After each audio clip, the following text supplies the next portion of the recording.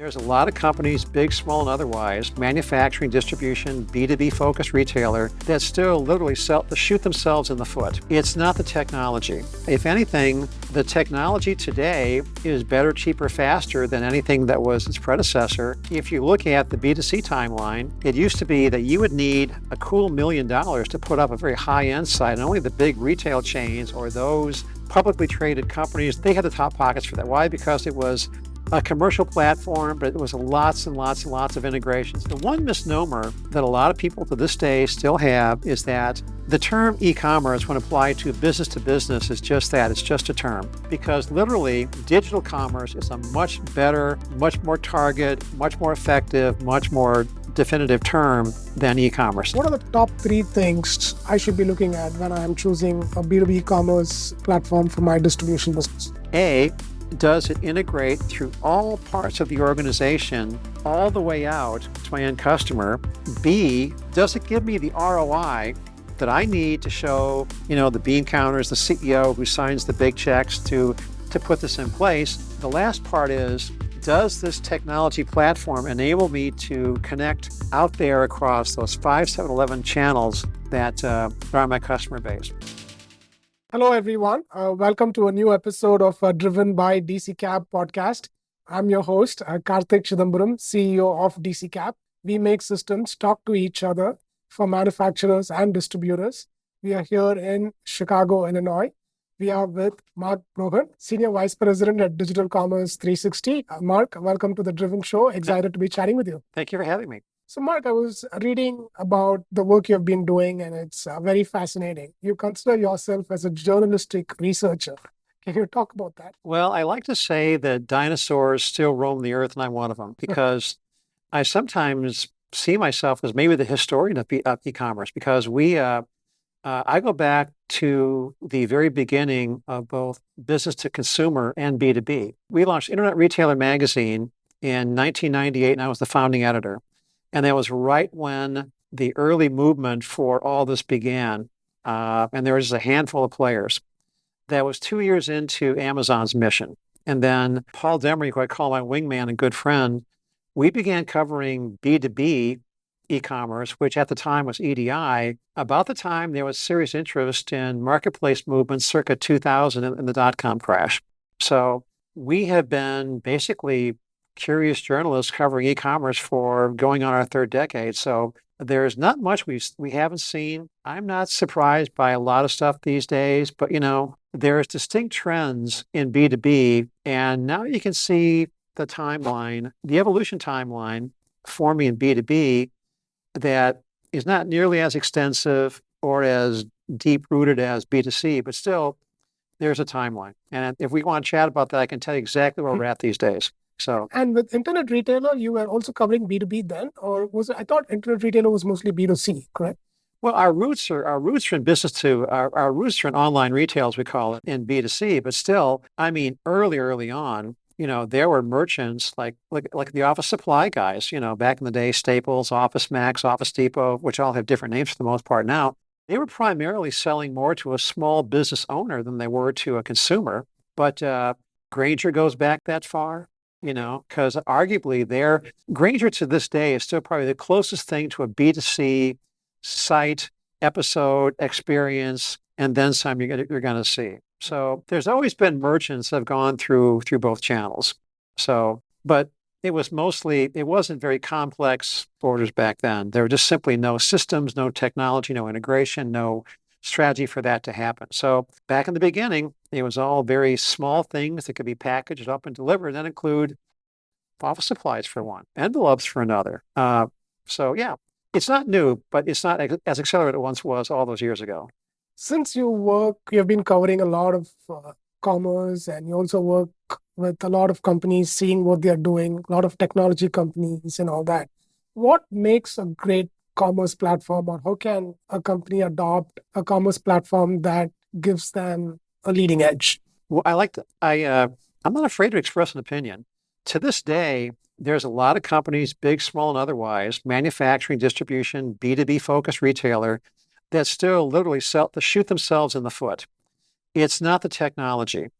If anything, the technology today is better, cheaper, faster than anything that was its predecessor.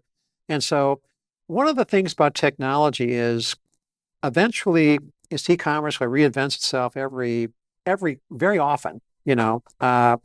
So if you look at the B2C timeline, it used to be that you would need a cool $1 million to put up a very high-end site, and only the big retail chains or those publicly traded companies like I don't think they're around anymore. Anyway, they had the top pockets for that. Why? Because it was a commercial platform, but it was lots and lots and lots of integration. So the smaller to mid-sized guys, they made do with, the technology they could afford or the technology they built or both.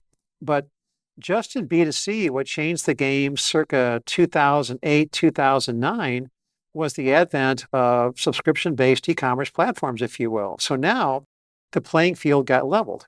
So technology was no longer an indicator of the haves and the have-nots, because if you planned your technology the right way, you could have a site that looked, acted, felt like Amazon. So the shift became not in technology as a space race to win the customer. It became all about the customer experience. Now, B2B is a little bit different, but I was talking about this timeline. It's there. So the one misnomer that a lot of people to this day still have is that the term e-commerce, when applied to business, is just that. It's just a term. And I can tell you why that is. Because literally, digital commerce is a much better, much more targeted, much more effective, much more definitive term than e-commerce. And the fact of the matter is, a typical business buyer uses anywhere from 5 to 11 channels to do a digitally driven business equation with pretty much sellers all up and down the timeline, all sizes, if you will. Now, that was not always the case. So a lot of B2B companies to this day will still sell for, their branch, their sales arm. They get fed leads digitally, offline, what have you, if you will. And then what they would call their e-commerce app, or for a lot of companies, it's just their catalog locked behind a firewall with a login. That's what they call traditional e-commerce. So a lot of companies for many, many years focused on those three channels. So if they thought of e-commerce or digital commerce, they thought of just the site, just the app, the technology that people come to look at my catalog, get my best price behind the firewall. So there's been platforms for that for a long, long time. To this day, there's platforms for that for a long, long time. My point to you is that the playing field for technology in B2B is now on kind of the same timeline I just referred to on online retail just a second ago. What I mean by that is, as more AI comes into play, as more cloud-based solutions come into play, as more headless types of connections come into play, what's that doing is changing the technology mix that a B2B seller has to take advantage of these days. So the technology is affordable, but it's more complex than ever, because one of the core problems that's still keeping a lot of companies from becoming competitive within this opportunistic digital commerce environment is the fact that their data is still locked away in siloed legacy systems. That's a problem today. So if you look at the mix of the $18 trillion, B2B sales economy, which includes everything a manufacturer does, a distribution that does, then the equation is about 60-40, meaning 60% of that in some way, shape, or form is electronic. And the bulk of electronic today is still what passes for EDI transactions. So 40% of the transactions out there are still manual. And that's changing, and it's accelerating, but still, it's still about a 60-40 mix. Now, it used to be an 80-20 mix, a 70-30 mix. Now 60-40, maybe next year it'll be 65-35, depending on how things go. But companies still to this day need to kind of get the back-end system in place, get the data in place before they could begin to go out and meet that new digitally minded buyer who's coming at them from 3 to 11 channels. What's the best for the e-commerce platform? Where a lot of companies have tried and failed over time is that they think the platform is the be-all to end-all to service their digitally driven customer, if you will. So That's not quite the case. It might service one arm of that. Remember you've got your branch network, you've got your Salesforce network, you've got which is still primarily offline for some places. Plus, you got that e-commerce site and the e-commerce app. So you might have pretty good technology just driving, that e-commerce site or that portal behind the firewall, if you will, that you put in place a brand new state-of-the-art custom platform you're very proud of. But the fact of the matter is, where a lot of companies are losing the space race, technology and otherwise, is twofold. There is still a lot of integration that needs to be done across the board to this new genre of B2B buyer who is younger, digitally driven. And as I mentioned, they do business across anywhere from 5 to 7 up to 11 different channels. And my point to you is every one of those is still digitally driven. So I'll give you, for instance, maybe let's pick Granger out of the blue, who's got a fantastic website, all that kind of good stuff. But like maybe they want to go to a Granger branch to kind of pick up what they need. But chances are that 9 times out of 10, that procurement team, that procurement manager is digitally driven where they're going to begin their research online. And another thing about the user experience, it's calling the shots today. It's calling the technology shots that companies have to put in play. It's dictating where the sales are going, how fast they're going, and frankly, the haves and the have-nots, which is if you don't think of your e-commerce technology strategy all the way through across 11 different omni-channels segments, so to speak, you're losing out. And to this day, there are companies that are doing fantastic jobs of getting that right. And a lot of companies to this day that are still getting it wrong. So a lot of distribution companies are still, even to this day, very old line in their thinking. And that is changing because their buyer is thinking, their customers telling them they want something new. So there's a lot of things that are coming into play here. And the timeline is that overall, e-commerce on the B2B side will grow probably another 15, 16, 17%. I'll do my numbers come into the year, but that's about the growth rate that we're still at. Now, if you look at, the Department of Commerce numbers for total manufacturing sales, total distribution sales, it's putting along. There's still a lot of pent-up business spending, waiting for rates to drop, waiting for inflation to cool. There's a lot of still heads down in the sand trying to wait things out. Meanwhile, the digital buyer is very clear in what they want. And for the most part, it's not just a single manager on the team, it's a team. And that team is made up of 3 to 4 to 5 to 7 different buying teams. And that team within the organization is not just procurement and supply chain. It can reflect 5 to 6 to 7 disciplines within the organization, finance, e-commerce, procurement, supply chain, you name it, that come together as a team, a collective team to do the enterprise-wide procurement for the organization. So in that case, these teams of buyers, they will spend at least 30 days looking at who you are before they even think about making any kind of purchase from you. So they do their homework these days. They will spend a good month just looking at a site to figure out if indeed you have what they want. And they don't care about price. What they want is ease, convenience, and then some for placing an order with you. And price is about 3 or 4 items kind of down the list. So yeah. And you talked about data being in silos, and it's very important that the systems talk to each other. So everybody is empowered and all that. But distributors sometimes do have a challenge with that.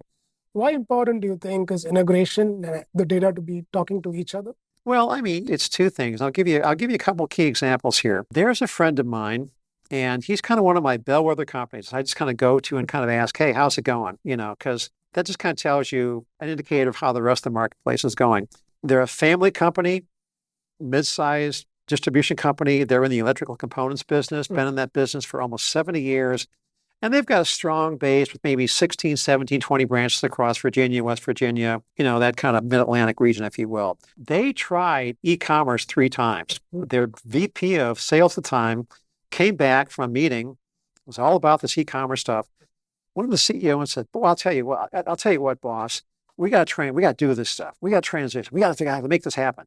CEO says, "Good, go do it. You're the man." Well, He rustled the budget from the CEO, not easy in a family-owned company. And it took them 3 failed tries and 3 failed years to get e-commerce right. They went out, bought a brand new platform, state of the art, got it approved, plugged it in, and then they found that their data was a mess. Their catalog was so outdated that the back end was nowhere near anywhere, shape, and form to feed a brand new e-commerce platform. So they had to go back to spending even more to put in place a brand new ERP.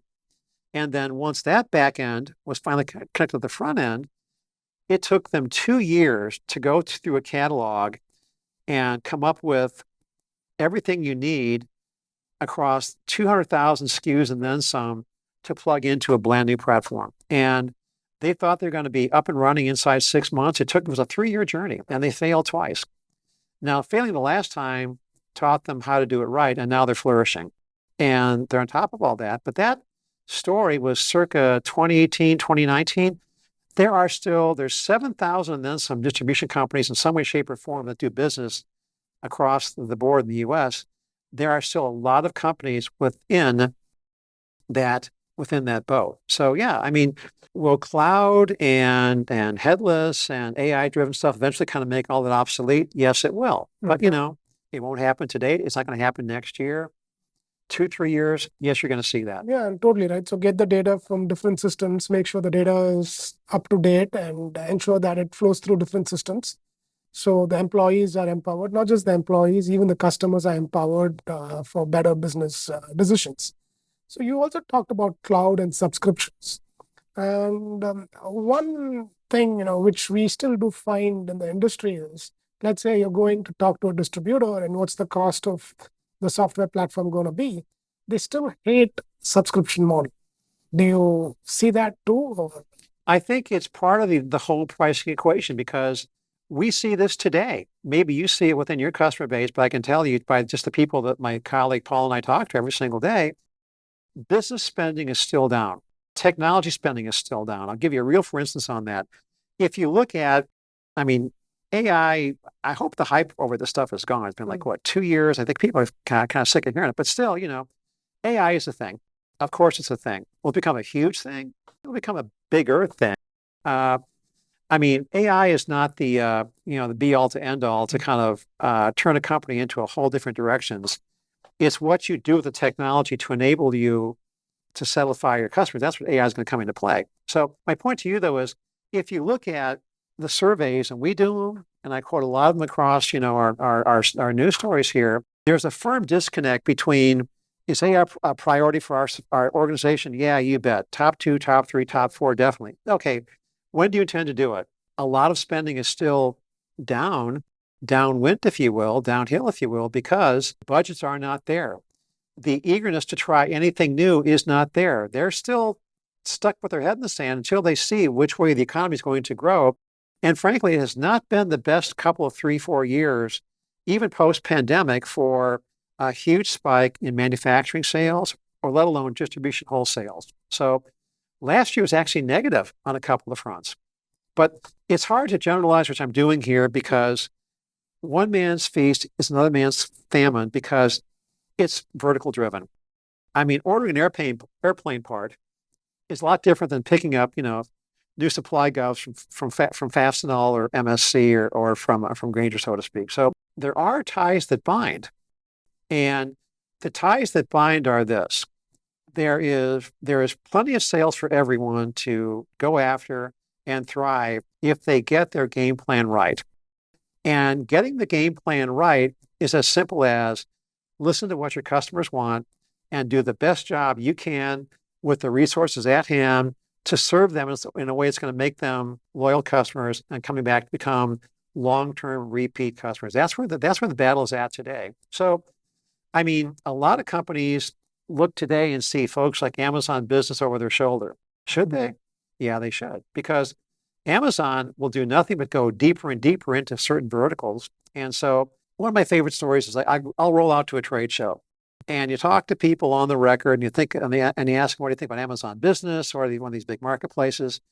Oh, we're not too worried because we've been only we know what we can do, and we sell widgets and so on and so forth. And then you buy these guys a beer at the cocktail party. It's a slightly different story. They're kind of asking you, are these guys making penetration into my vertical? And in some cases there are, but that doesn't matter.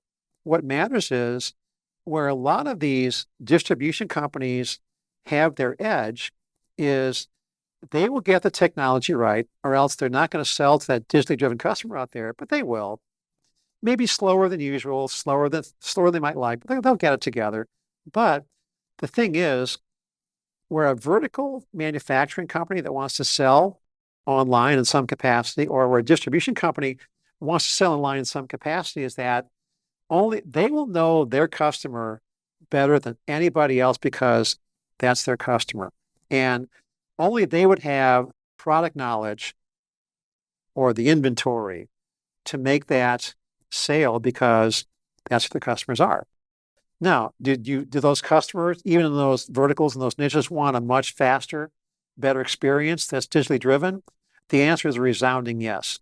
So the competition will intensify, but so will the opportunity. But there's plenty of growth ahead for everybody. I mean, 40% of the stuff is still unautomated. I think I kind of mentioned that.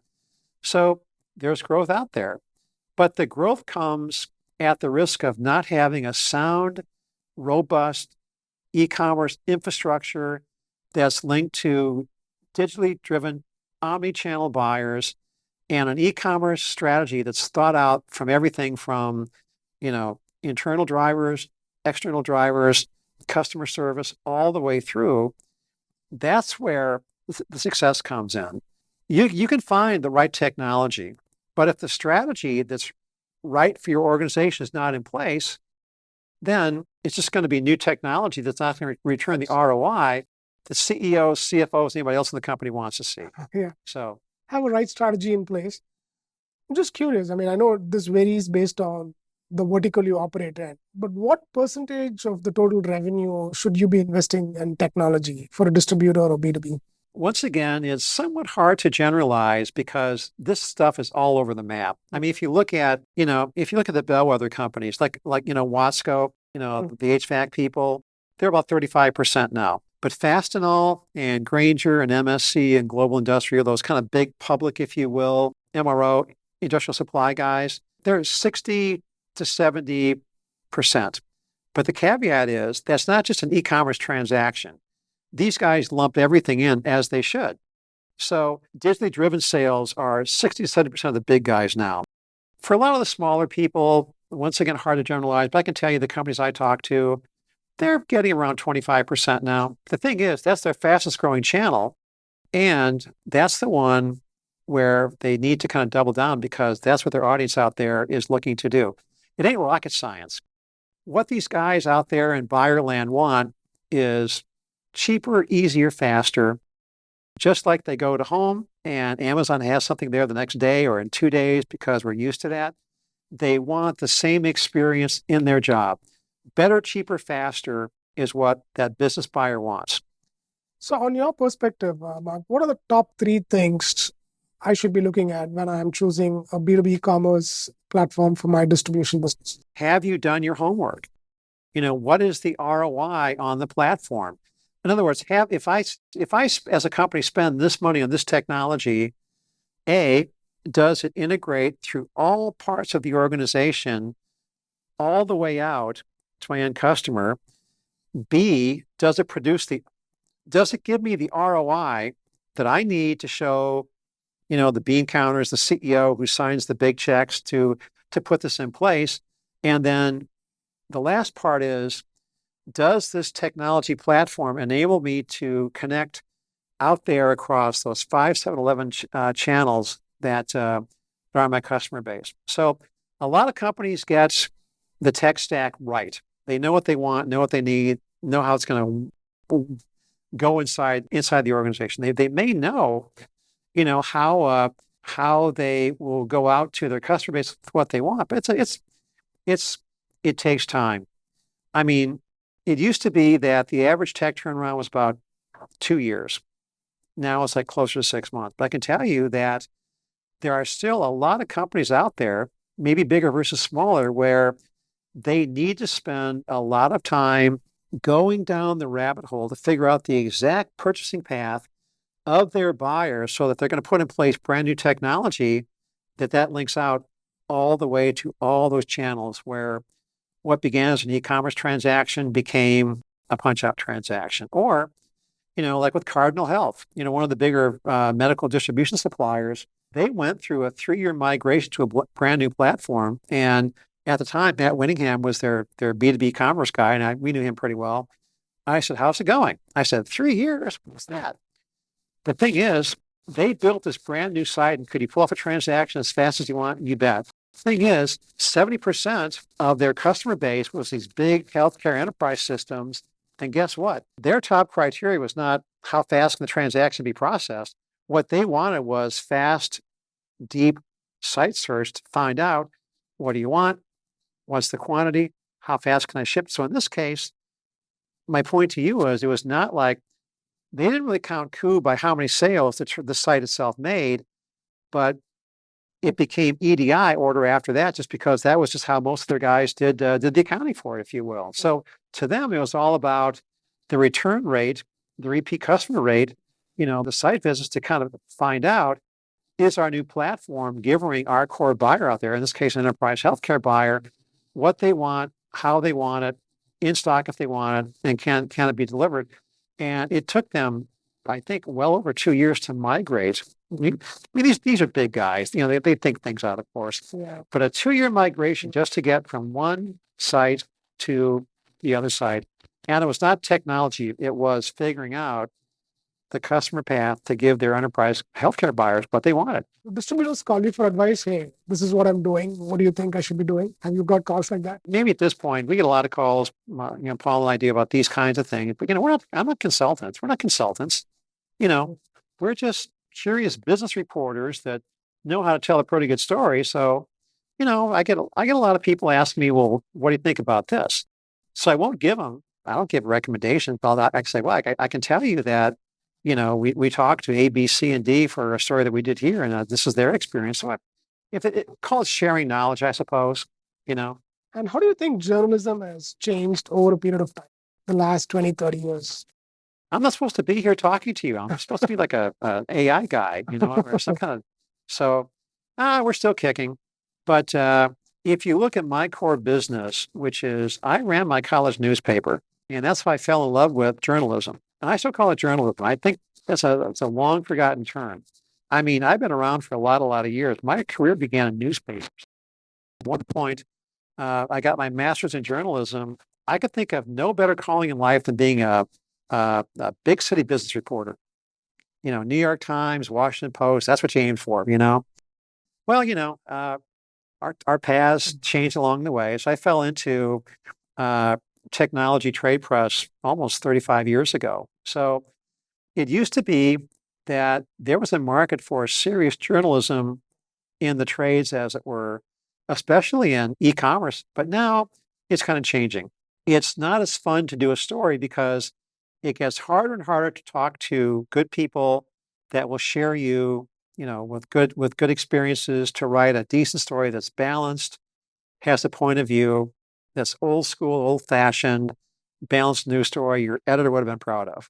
Good journalism is still out there. We try and practice it, but you know what? I mean, it's a younger audience, and they want their snippets from social media, from video, and all of the above. So that's kind of the way it's going. My point is, there's always going to be a need for good quality educational content that informs the reader, that helps them do their job better or execute their business better. But you know what? It's harder to do in this day and age because there's a lot of noise out there. A lot of noise out there. So is there a lot of good content? Yeah. Is there a lot of bad content? Yeah. So it's sometimes hard being a forest, being a tree in the forest, when the entire model of how our society gets its information, let alone its business information, the good stuff. As an average consumer of news, how do I differentiate between the noise and the good journalists out there, or good publications out there? Oh, I think people know. I mean, if you're reading something that resonates with you, then you know it. If whatever you're reading, whatever you're watching, whatever you're reading, whatever maybe chart you're looking at, if that gives you some kind of understanding that helps you in a way that's going to, that's why I came here. Oh, this is a good read, so on and so forth. You're going to know. But you know what? I mean, if you're just reading a thinly rewritten press release, that's just with a new, we call it tops or leads, if you will, that has no information about how this thing is going and the results to it and the challenges that people went through, then, that's not going to educate you very much. So I think people just know. So, Mark, as you look into the future of B2B, what do you think are the trends which are going to be dominating for the next 5 or 10 years? Well, there's macro and micro. For instance, you will see a lot of consolidation to come within, I think, the mid-sized to smaller distribution industry, if you will, because that's underway. The pressures on those businesses to stay small and family-owned are increasingly difficult to do. So I think you are going to see a lot of evolution on that front. Big will get bigger. Now, in terms of the technology landscape, what's going to happen is you're going to see this become, by my count, anything purely e-commerce, transactional e-commerce, a website, a mobile app, that's about 18% of total. Let me check that. That's about 15% of all B2B sales today. Now, it's been a lot of years getting to that 15%. And I can tell you that coming into 2019 and 2020 in the early days of the lockdown that we never want to go back to, it was 8%, 9%, 10%. So the fact is it's achieved, and we're talking trillions here. I'm talking almost 3 trillion. Next 4, 5, 6 years, you're going to see that approaching 25%, because today you're going to see digital sales all across the board accelerate. You're going to see a younger, more digitally driven buyer do business with the companies that they purchase from across a digitally driven omni-channel strategy, and not just one or two. So integration is key. The marketplaces, which we didn't really talk about here, if you will, that was once kind of a nice little sidebar, a nice little niche, if you will. I have never seen a faster growing e-commerce channel in all my years of covering any kind of something digital than these B2B marketplaces. And I'll give just a couple stats on that to kind of end things. B2B marketplaces are becoming mainstream, and they should be watched for a number of reasons. Number one, because that's becoming one of the new channels that is becoming the go-to channel for these digitally driven buyers and buying teams. There's numbers to show that, if you will. But one of the more interesting things that's happening, and I refer back to consolidation, marketplaces aren't just looking to distribution companies to be their customers as buyers and sellers. If you look at what the Xometries of the world are doing, or the GigaClouds of the world are doing, or some of these other fast-growing marketplaces, if you will, they're now offering the exact same capabilities that a distribution company is offering their customers. So why would a digitally driven buyer want to settle for just one company when now here's a marketplace that can offer you the same types of feature functionality plus financing and then some, and they offer a whole industry to buy from, or a wider consortium to buy from that industry than just one company. So I think one of the sleeper things to watch is that distribution companies need to integrate with marketplaces, figure out the strategy for that. If they don't, they should start doubling down now to not just sell them, and to kind of make sales on it, because that's one of their core channels, or soon will be. But that's where your next competition is coming from. Now, manufacturers have their own battles to fight. So one of the trends to keep an eye on here, if you will, one of the areas that manufacturers, especially, even more so than the distribution companies, still struggle is that last mile logistics. Today, that anywhere, anytime buyer means that they want it anywhere. So, the B2C guys, the retailing guys, they've had 25 years to figure this stuff out. They know last mile logistics, where a lot of companies are still trying to change and shift the battleship around, use that analogy, is to figure out how to take a traditional distribution network strategy, infrastructure. You're a big manufacturing company no matter what you do. And for 100 years, you've been selling through the same pipeline of distribution companies out to the retailers and then downstream to the consumer. That's changing. So a lot of companies are still trying to figure out last mile logistics tied to customer service, tied to transparent ordering and transparent pricing. And that's where a lot of companies are going to see and spend a lot of time figuring out the trend, which is that customer is not just my digital customers. They want transparency all across the pipeline, all the way out to when is that thing going to come to the factory floor. Totally. And that's why, it's very important for the different systems to talk to each other. So you can really, everybody can get to see what's really happening in the whole. I got to tell you, this one I'll be around to see. I've been told it's happening, but I haven't found anybody just yet to it. But, you talk to some of these guys out there about, hey, what's the future of this stuff? What's Future Shock look like? And they'll tell you that, forget it. They don't need you. They don't need me. You don't need a human. I mean, I have been told, I haven't seen it yet, but I've been told that, like, for instance, these, like on the auto manufacturing plant, if you will, you're not going to have a need for a human procurement agent to go and figure out what's needed and then do the whole digital process to do that transaction. It's going to be equipped right there within the robot, putting the car door on, if you will. So to me, that's interesting, but that is happening. And if you look at one of the areas where AI will come into play on the manufacturing side, it'll be how to figure out how to take the human element out of manufacturing, make it even more automatic. And that does include the e-commerce part of all this. You're seeing some engineering stuff now, if you will. And talking about marketplaces, you mentioned about marketplaces. There are just way too many marketplaces, and there are also vertical marketplaces as well. So how do distributors deal with it? There's just so many. And ain't this stuff fun? I mean, you can drive yourself crazy figuring out how big and complex and fragmented this is. So we'll end on marketplaces here. I mean, 5-6 years ago, my buddy Paul and I, we counted 75. We knew who those guys were. Last year, I counted 500. This year, I'm counting 750 for my upcoming report on B2B vertical market stuff in September, October. And next year, in fact, I just did a chart today on it. I'm projecting 1,000. And I know I'm right. Now, are all those guys going to make it? Probably not. But keep in mind, what you're talking about is delivering groups of buyers to groups of sellers. And the term marketplace is just generic. There's 6 models, 5 models, 7 models, depending upon who you talk and how you explain things. But that's the way things are going.